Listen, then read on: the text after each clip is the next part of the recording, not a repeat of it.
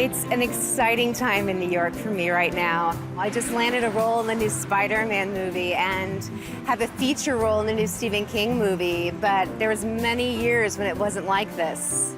Kristin Lundberg moved to New York City after college to act and teach. With steady work hard to come by, it was difficult to pay rent and other bills. So over time, she accumulated $6,000 of credit card debt.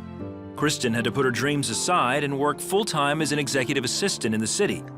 But after 10 years of inflation and poor financial choices, she was no better off than before. Those interest rates, they just hike up every month. And especially when you've been late, trying to pay that off alone is a real struggle. I just really kind of secluded myself and I didn't know how to ask for help.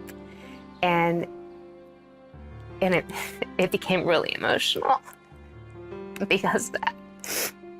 Then, while channel surfing, she came across the 700 Club.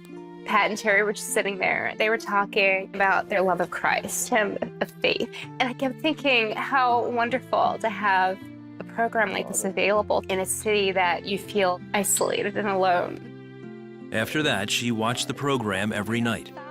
She says it renewed her personal relationship with Jesus, inspired her to go to church, and educated her on how to manage her life and her money. Pat specifically talked about taking 10% of your paycheck and putting that into tithing.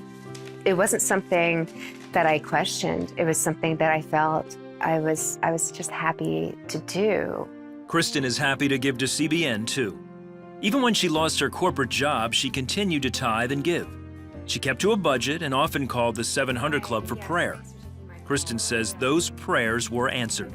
Today, she's making a living doing what she came to New York for: teaching, acting on stage, and in film productions.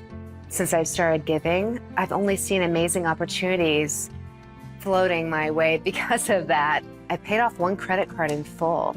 I put money in savings as well, and I'm able to tithe every week, which I love doing. You know, the money that you get is not your money, it's God's money. So you kind of need to spend His money in a, in a way that will help others.